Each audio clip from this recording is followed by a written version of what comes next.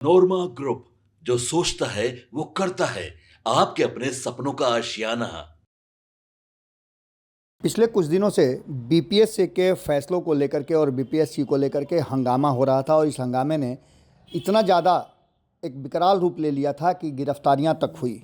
जम करके पुलिस को डंडे चलाने पड़े और इसको लेकर के चर्चाएं भी खूब हुई, सरकार की किरकिरी भी हुई। और इन सब के बाद अब जबकि बीपीएससी ने नोटिस जारी करके ये स्पष्ट कर दिया है कि ये सारा विवाद फालतू में था, इस विवाद के पीछे कोई हकीकत नहीं थी।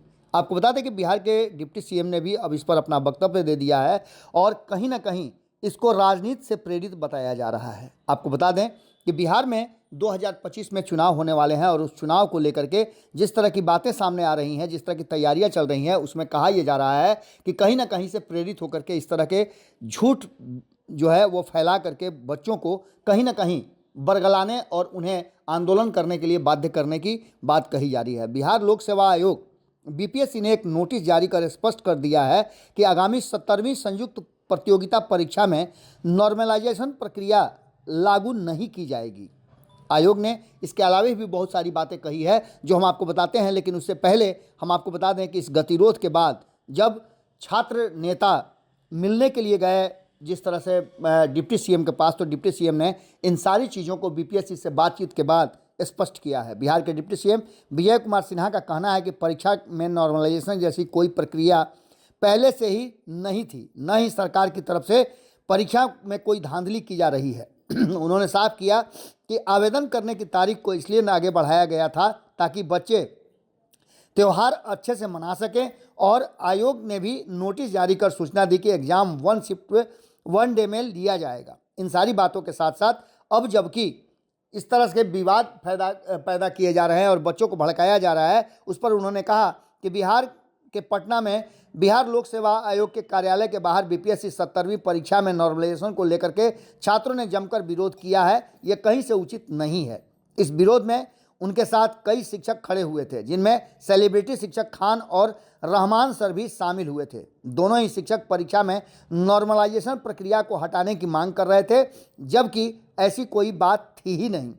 इसके साथ साथ आपको बता दें कि विरोध में शामिल हुए, लेकिन तबीयत खराब होने के चलते खान सर को यहाँ प्रोटेस्ट छोड़ना पड़ा था। इसी बीच बिहार के डिप्टी सीएम विजय कुमार सिन्हा ने ये साफ कर दिया है कि नॉर्मलाइजेशन नहीं है और खान और रहमान बच्चों को भड़काने का काम कर रहे हैं। आपको बता दें कि मीडिया से भी बातचीत करते हुए डिप्टी सीएम ने इस मुद्दे को बड़ी स्पष्ट तरीके से क्लियर किया है। उन्होंने कहा कि खान सर और रहमान सर बच्चों को भड़काने का काम कर रहे हैं और भ्रमित करने का काम कर रहे हैं। ये सीधे सीधे कहीं ना कहीं गलत है। उन्होंने कहा कि परीक्षा में नॉर्मलाइजेशन जैसी कोई प्रक्रिया पहले से ही नहीं है। डिप्टी सीएम ने कहा कि अभी बच्चे ही बता सकते हैं कि 10 दिसंबर को वैकेंसी निकली, 18 अक्टूबर को फॉर्म तक डालने का अवसर मिला, फिर बच्चों के पर्व त्यौहार को लेकर के उनके आग्रह सुनने के बाद इसके डेट को बढ़ाया गया। नॉर्मलाइजेशन का इसमें कोई भी जिक्र नहीं है, चर्चा नहीं है और इस विषय को डालकर बच्चों को भ्रमित करने और उत्तेजित करने का खान और रहमान कोचिंग चलाते हैं। उसके कारण वो बच्चों को भ्रमित करना और उन्हें भड़काने का काम करते हैं। आंदोलन के अराजकता फैलाया गया है का प्रयास किया गया है और इस एक घोर निंदनीय है। एक शिक्षक के द्वारा इस तरह की बातों को किया जाना कहीं से उचित नहीं है। इसके साथ साथ आपको बता दें कि बीपीएससी ने, जैसा कि हमने पहले ही बताया है, कि 17वीं संयुक्त प्रतियोगिता परीक्षा में नॉर्मलाइजेशन प्रक्रिया लागू नहीं की जाएगी। आयोग ने कहा है कि यह केवल एक भ्रम फैलाने वाली बात है जिसे कुछ लोगों ने सोशल मीडिया प्लेटफॉर्म पर फैलाया है। आयोग ने अपनी आधिकारिक वेबसाइट https://bpsc.bih.nic.in पर जारी एक नोटिस में बताया है कि 13 दिसंबर 2024 को होने वाले परीक्षा जो है नॉर्मलाइजेशन की प्रक्रिया अपनाने के से संबंधित कोई भी सूचना पहले से नहीं दी गई है और न ही विज्ञापन में इसका कोई उल्लेख किया गया है। आयोग ने यह भी स्पष्ट किया है कि परीक्षा की आयोजित की जाने वाली तिथि जो है वो 13 दिसंबर 2024 है। सिंगल शिफ्ट में दोपहर 12 बजे से 2 बजे तक निर्धारित है और इसमें नॉर्मलाइजेशन जैसी कोई प्रक्रिया लागू नहीं की जाएगी। ये बातें स्पष्ट करने के बाद अब सब कुछ क्रिस्टल क्लियर है और इसको लेकर के जिस तरह से विवाद फैलाया गया था वो अब खुल करके सामने आ गया है कि किसी न किसी रूप में इसको गलत तरीके से बदनाम करने की साजिश के तहत किया गया था, या इसके पीछे क्या मकसद है ये तो वही दोनों बता सकते हैं। लेकिन इसमें छात्र नेता और छात्रों को लेकर के भी कई तरह की बातें हुई, कई छात्र घायल हुए थे। ऐसी परिस्थितियां और ऐसी भ्रामक प्रचार से बच्चों को बचना चाहिए, क्योंकि अगर इस तरह की कुछ बात होती है तो निश्चित रूप से उन्हें बीपीएससी और आधिकारिक वेबसाइट पर जाकर के चीज़ों को देखना चाहिए। यानी कि सीधी तौर पे कहा जाए तो 70वीं बीपीएससी की नॉर्मलाइजेशन प्रक्रिया पूरी तरह से भ्रामक और भ्रम फैलाने के लिए की गई थी। बीपीएससी ने इसको पूरी तरह से स्पष्ट कर दिया है। अब सब कुछ साफ साफ दिखने लगा है। आपके सपनों को हमने सजाया है, ई होम्स पैनोरामा को हमने बनाया है। ई होम्स मेरा एक सपना था जिस पे मैं पिछले 4 साल से काम कर रहा था। हमने जो बनाया है वो सबने है माना। ई होम्स पैनोरामा में हो आपका भी आशियाना। और फाइनली हमने 2021 में इस प्रोजेक्ट को लॉन्च किया। बहुत लोग अप्रिशिएट कर रहे हैं कि पूर्णिया जैसे शहर में, बिहार के, एक तो बिहार की बात करें उसमें भी पूर्णिया जैसे छोटे जगह में इस तरह का लाइफस्टाइल देना, ये सुन के हम लोगों को बहुत अच्छा लगता है।